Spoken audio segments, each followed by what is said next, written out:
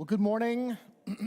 I don't know if you've noticed or I don't know if you've heard yet, but it is Kids Fest, or not Kids Fest, wow.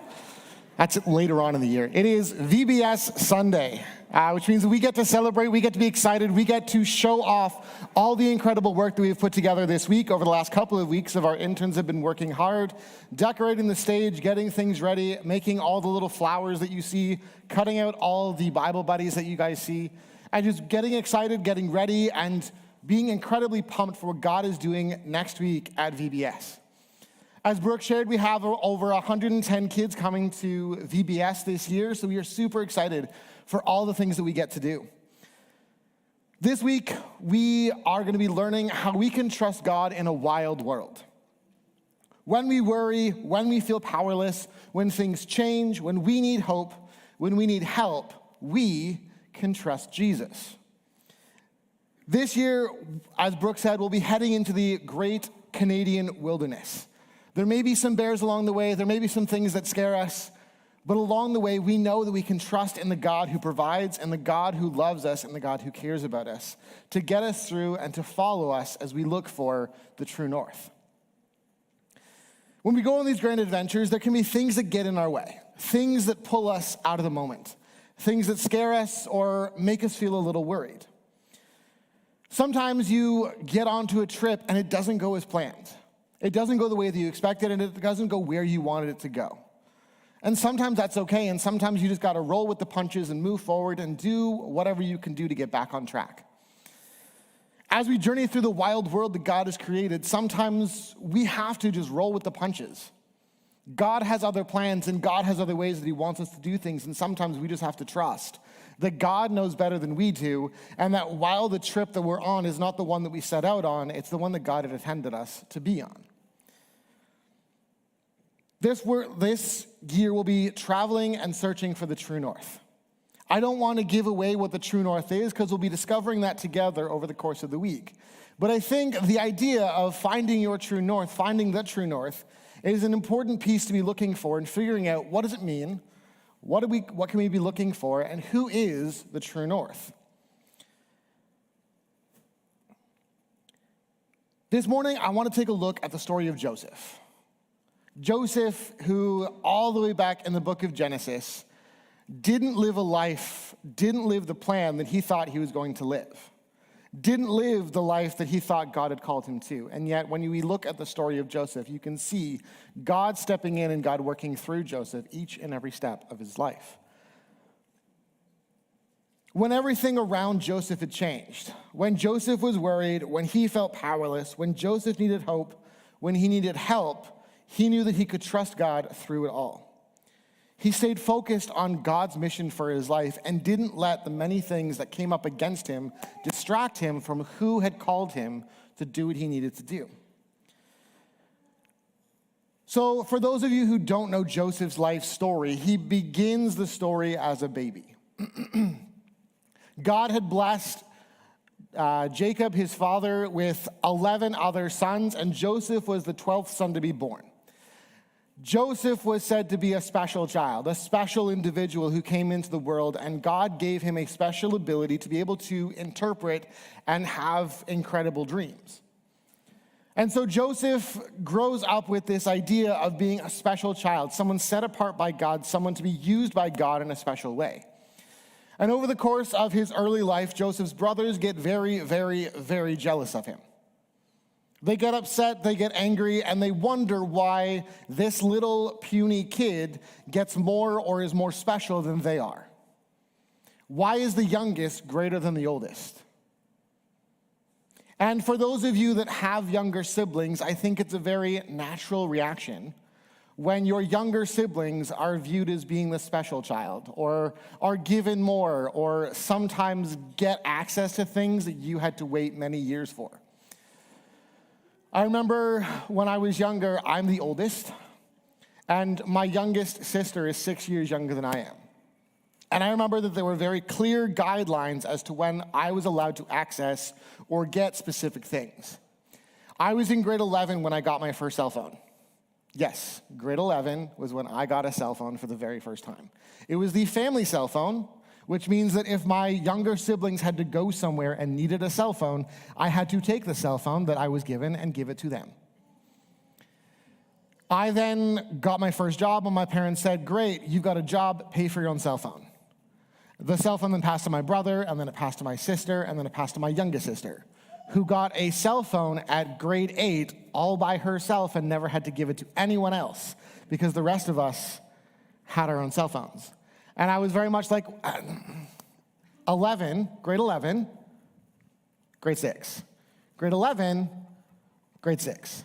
Mom, make this make sense. And she was like, well, she needs a cell phone, and you guys have your own, so she just gets it. It's still a family cell phone.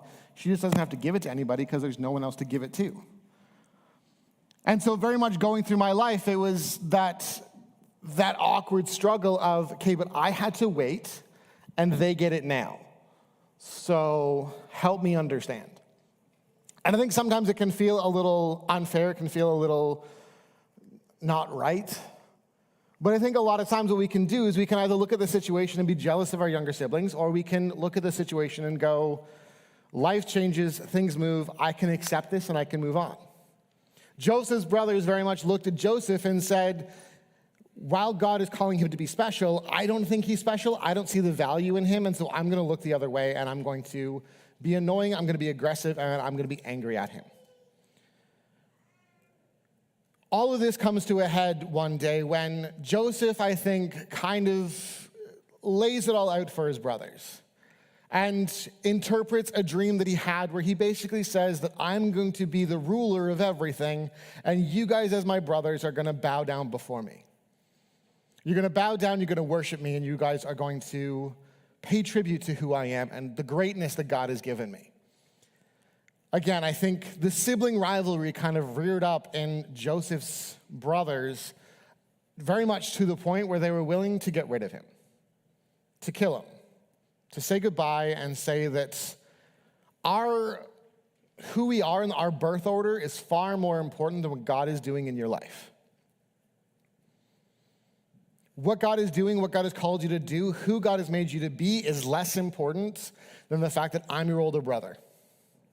And because I'm your older brother, you should bow down to me. Because that's the way things work. That's the way things happen, and that's the way that the world is designed to be. God doesn't get to tell me that I bow down to you because the world tells me I'm the one who gets bowed down towards. And they just cannot reconcile the fact that God has placed Joseph in this special circumstance. And that when we choose to follow God, we choose to accept the way that God sees the world, the way that God understands the world to work, not the way that we see the world to work. How do you follow the path when people get in the way? How do you follow the true north path that we are called to when people come up against you and say that while what you are doing may be good, may be exciting, maybe what God has called you to do, but it's not the way the world works, and so I'm going to shut it down. That's not how we do things. That's not what we do. That's not how we do it. I don't care that God has called you to do it. I don't care that God is in control. I don't care that God is the one who has told you to do this thing. It's not how we do it. So shut it down. Don't talk about it ever again. Joseph comes up against that situation. He knows for a fact, and when we read in the Bible, we know too that God has called him to a special point in his life. God has called him to be someone unique, someone special, someone set apart. God has called him to interpret these dreams and to be that person that exemplifies God's glory in the earth. But the world around Joseph, the people around Joseph, cannot accept that and very much throw him into a pit and sell him into slavery. How would you feel in Joseph's shoes? How do we respond when we know that God has called us to do this thing over here, to be this person, to step out in this way, and everyone around us, everyone we know, very much says no? Very much says, not what we want, not what we value, not what we're looking for.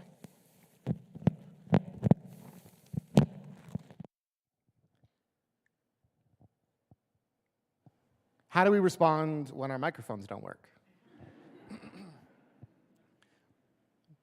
when things change, we can trust in God, trust in our sound technicians to know what they're doing, and do a great job.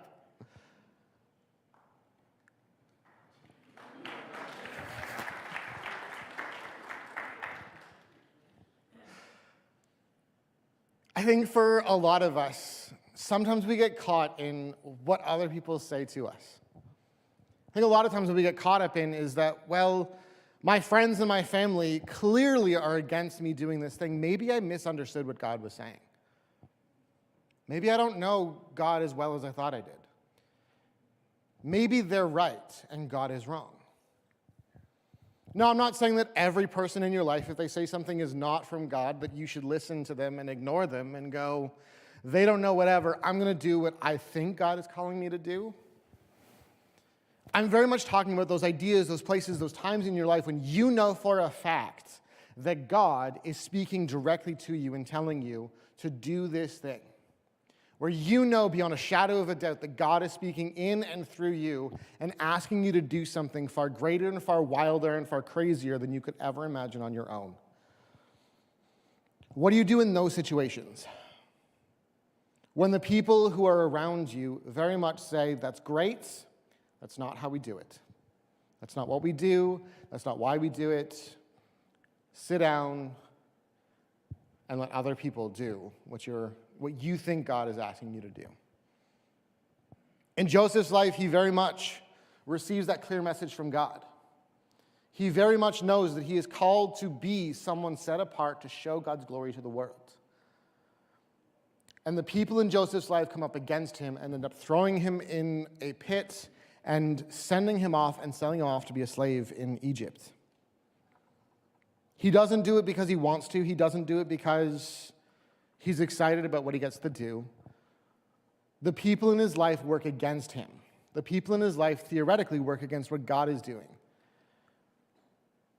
And what I notice about Joseph every single step of the way is that he doesn't become bitter, he doesn't become angry, he doesn't become jealous, or he doesn't go negative for the most part. What we see is a Joseph who is sold into slavery and enters the house of Potiphar. And what does the Bible tell us? In chapter 39, verse 2, it says, the Lord was with Joseph so that he prospered, and he lived in the house of his Egyptian master. Joseph prospered. He was doing well. He was climbing the ranks. And when we read the Bible, we know that Joseph slowly became the second in command of the entire household. Only Potiphar was more important or placed above Joseph. He was put in charge of the entirety of what that household was meant to provide, was meant to do. He was very much in control and in command of a great many things. I don't know about you, but I don't know that I would put someone in charge who is bitter, is angry, is resentful, is not capable or not willing to do the task placed before them. Joseph very much rises to the challenge and says, okay, God, if I'm going to be a slave, if I'm going to be here in Egypt, I'm going to do my best to do what God has called me to do as a slave. I'm going to do the absolute best. I'm going to be the absolute best slave Egypt has ever seen. I'm going to serve my master in a way that I would serve God. I'm going to serve this household as if this was the temple of God.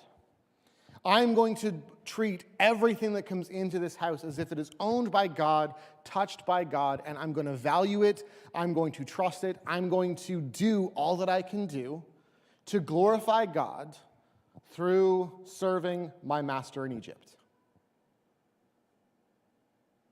He doesn't look at this situation and go, well, I'm here in Egypt, no one knows who I am, no one knows about this God, so I'm going to do whatever I want. I'm going to be the worst slave possible. I'm not going to do every task that I'm assigned. I'll do the absolute bare minimum. I'm going to try and get off early and go do exciting things with the other slaves. I'm going to do the absolute least amount of work that I can do. I don't think Potiphar would have promoted him as much as he did if Joseph did the absolute bare minimum. Joseph, in slavery, chose to trust God, to honor God, and to follow God in a situation that he didn't understand, didn't know why it was happening, didn't know what was going on, but decided that the one thing I can do is I can trust God. I have been called as a son of Jacob, as an Israelite, to trust God, to follow God, and to do the best that I can to glorify God in every aspect of my life. And when the people around me are telling me not to, I'm going to step out and say, I dare to trust God. I dare to be the person that God has called me to. And while I don't understand the situation that I'm in, I'm going to trust that God is here with me every step of the way. While Joseph is a slave in Potiphar's household, he comes upon a circumstance, a situation in his life that he, again, doesn't have any control over, doesn't understand what's going on, and very much ends up in a bad situation. One night, Potiphar's wife wants to enjoy Joseph. And so she invites him in, and Joseph realizes very quickly what's going on, and very much realizes that this is not a situation he wants to be in. This is not a place for someone of his position to be in. This is not a time, this is not a place, this is not a circumstance that he wants to be associated with. And so Joseph turns and he runs.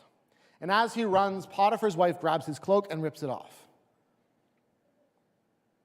And in that moment, in that point of time, she has a decision to make. Potiphar's wife can either accept the fact that she has done something wrong, that she has stepped out of bounds, that she was about to do something sinful, or she can do what she did and try and blame Joseph for all the bad things that had happened that night. She screams out, and the guards come running, and she says, that Hebrew that came into our house tried to play sports with me, tried to make me something I am not, tried to degrade me, tried to make me dishonorable in the eyes of my husband. And Joseph is then placed in prison, thrown into prison for something he did not do in a circumstance he could not control. How do we follow the path when circumstances get in the way? How do you follow God when the world around you seems to be throwing you in a different direction than what you thought you were doing? I'm very sure that Joseph at that point in his life was very much like, okay, all right, I'm a slave, but I'm doing a good job. Clearly Potiphar likes me. Clearly I'm climbing these ranks. Maybe that's what God has for me. Maybe that's what I'm designed for. Maybe that's what God wants me to do, is to show other slaves how to be good slaves, and maybe that's what I'm expected to do, and that's all I'm going to aspire to, and that's what I can look forward to. And then this circumstance happens, where Joseph steps out, and all of a sudden, he's thrown in prison. And now everything again is a question. How do you serve God in prison? I'm sure it's a question that not many of us have asked. How do you serve God in prison? How do you serve God when you've been thrown in jail for something you did not do? How do you do it? What do you do? What's step number one? And as we look at the story of Joseph, we can very much see that Joseph knew exactly what he had to do. He knew what step number one was trusting in God. Trusting in God what was doing, trusting that God had a plan, trusting that God was there with him every step of the way.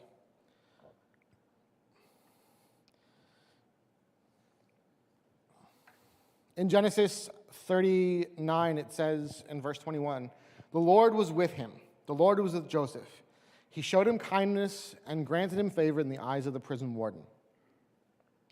And as we know with Joseph's story, he again rises through the ranks of the prisoners until he is once again placed in second over all the other prisoners where he was. He was an honorable prisoner who was just, who was fair, who knew what to do, and who encouraged the other prisoners to work better, work together, and to not be disrespectful. Again, Joseph could have entered prison very much been like, well, I'm here, I don't know how long it's going to be, there's a chain on my leg, so I'm just going to sit here and let life pass me by. I guess this is what God has for me. So I'm going to sit here, I'm going to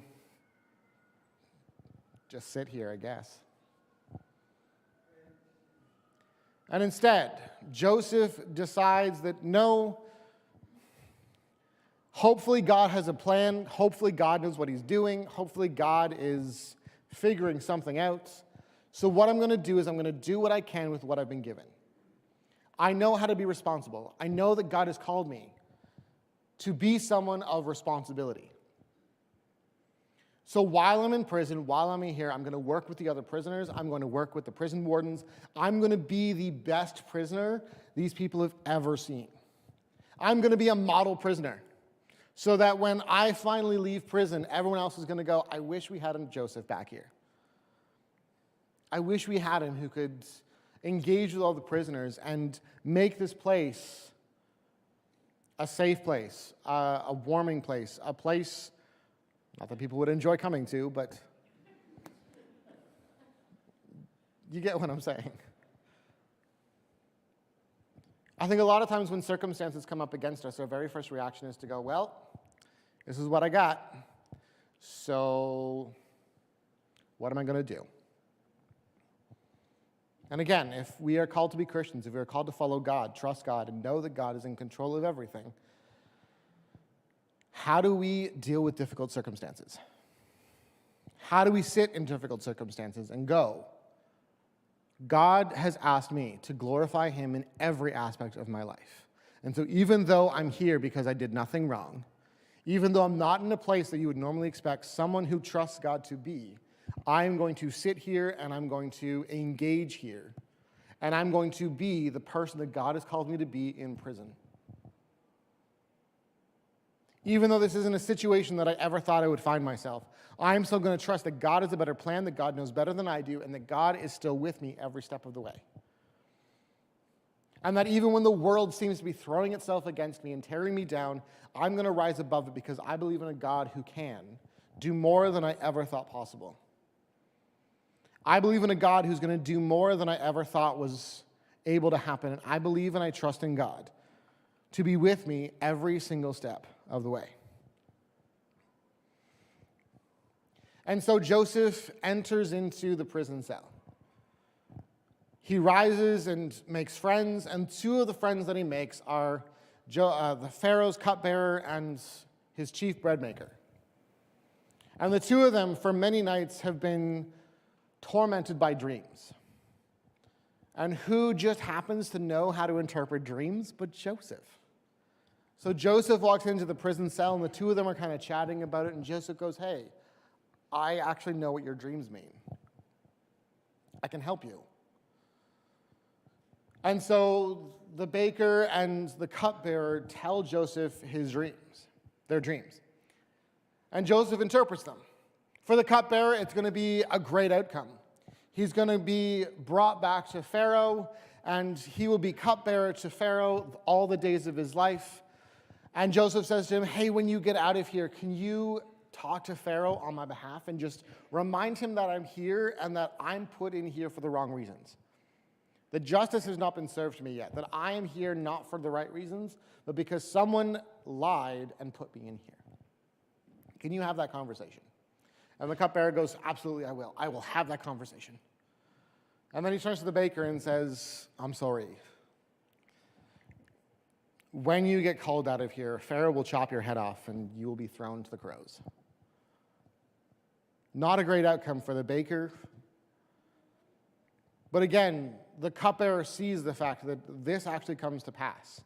He's brought out of the prison cell, taken before Pharaoh, and Pharaoh gives him his place back. He becomes cupbearer to the king once again. And the baker is taken out and executed.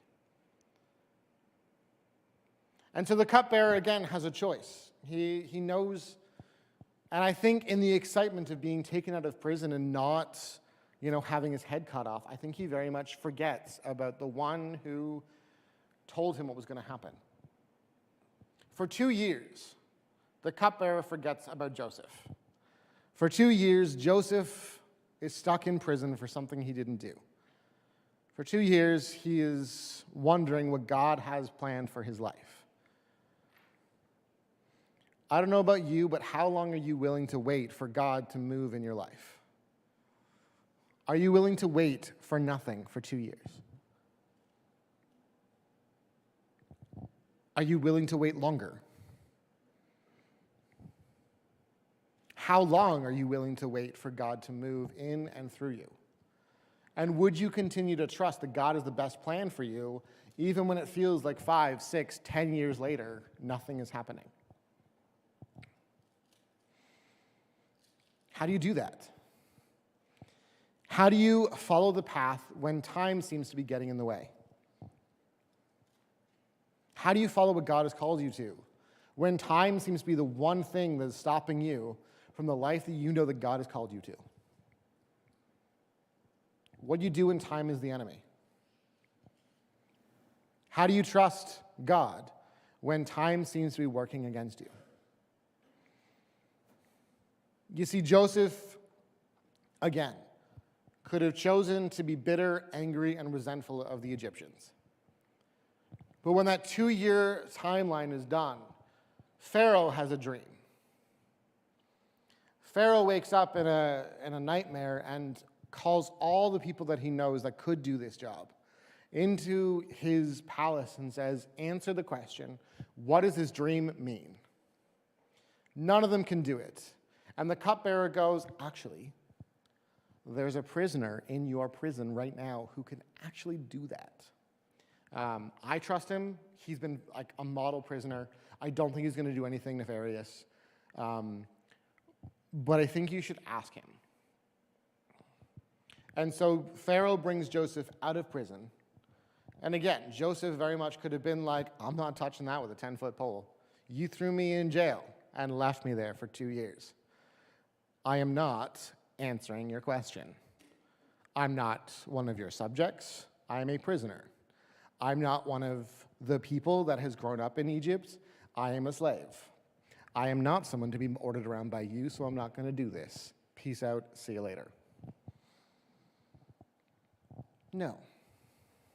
Joseph walked into the situation and goes, oh, this is what God had for me.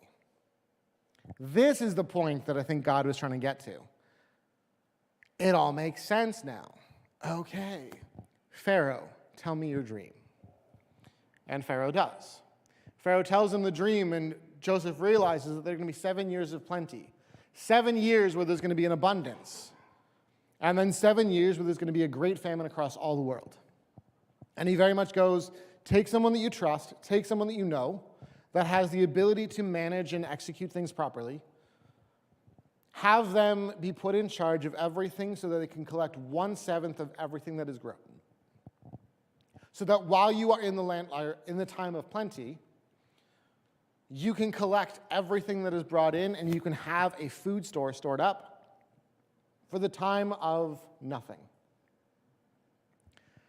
And if you've seen the DreamWorks adaptation of this story, you know that Potiphar randomly is standing there. He's not in the Bible. But it's an interesting moment where, like, Pharaoh turns to Potiphar and says, Potiphar, do you trust this man? And he very much goes, yes, I trust Joseph. And I think very much, while it wasn't necessarily Potiphar that Pharaoh turned to, I think Pharaoh was able to turn to a number of people and say, do you trust this man to do what he has just said? Trust to be put in charge of all of Egypt, to manage this massive task of collecting food for 7 years. Trusted to not hoard it, trusted to not take away from it, trusted to not keep a little bit for himself. Trust to do what God has called him to do and to save an entire nation from starvation. And each and every one of them went, yes, we fully trust Joseph to do this task because we have seen him prove time and time again to be honorable, to be someone who rises above, to be someone who does not waver in his commitment to do what you've asked him to do. And again, Joseph had another choice to make. Does he turn and run from the problem and go, well, I told you the solution, abundance of 7 years, have fun, I'm released now, I'm going to go back to my family. See you later. No, he knows that God has called him here, and when the burden is placed upon him, when Pharaoh asks, Joseph, will you take up this task? Will you do this difficult thing of saving an entire nation? Joseph very much goes, I will rise to the task, and I will do only what God can do. I will do what my God has required of me. I will do what God is asking of me. I will do it because I want to glorify God in everything that I do. And so very much Joseph rises to the challenge. The story goes on and very much is an exciting story of Joseph doing what he set out to do, saving the entire nation of Egypt. And the lands around Egypt come into the famine. His brothers come back. They enter into Egypt and are like, hey, we heard that there's food, and we would like some food to save our family. And once again, Joseph has that choice, that option, that ability to do. And so he tests his brothers. Have you guys changed? Do you understand what you did? Do you understand the hurt that you've caused me? And without knowing it, his brothers bow before him, pleading for Joseph to give them food, because they don't recognize that it's him. How could a slave, how could their younger brother who was sold into slavery become second in command of all of Egypt? That makes no sense. Who would ever do that? God would. And so Joseph enters into this awkward reunion where he goes to his brothers and says, I am the one that you sold. I am the brother that you let go. I'm the one that you thought you had abandoned. And yet God has been with me every step of the way. God has been there for me. God has shown me. God has been with me and helped me to work through all the issues that I have come against in my life. Joseph very much turns to that idea of following God when everything else seems to be pushing against him. To trusting in what God is saying, what God is doing, how God is moving. And while I don't think that all of us are ever going to be in a position to be second in command of an entire nation, how do we live out the life that God has called us to? How do we follow that path that God has set before us? And how do we do it when people, when circumstances, or when time seems to be working against us?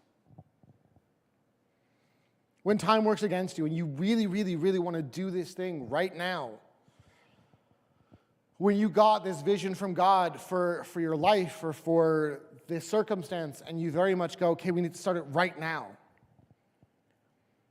And nothing seems to be working in your favor. The people around you don't seem to be as excited about it as you are.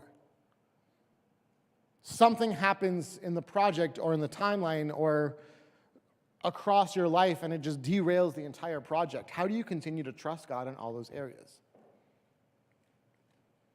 It's when we hope, when we trust, and we find faith in God. When we trust in who Jesus is and how Jesus works in and through us. When we accept that Jesus is the only one who can bring about these grand, mighty projects. When we follow what God is doing and find other people who are working along the same path as we are and trust in who God is and what God can do. You see, we have these incredible stories in the Old Testament and in the New Testament of God working in and through people whose only duty was to trust in him. And every step they took, everything they did, every person around them saw that God was working in and through them and decided to work with them to do what only God can do.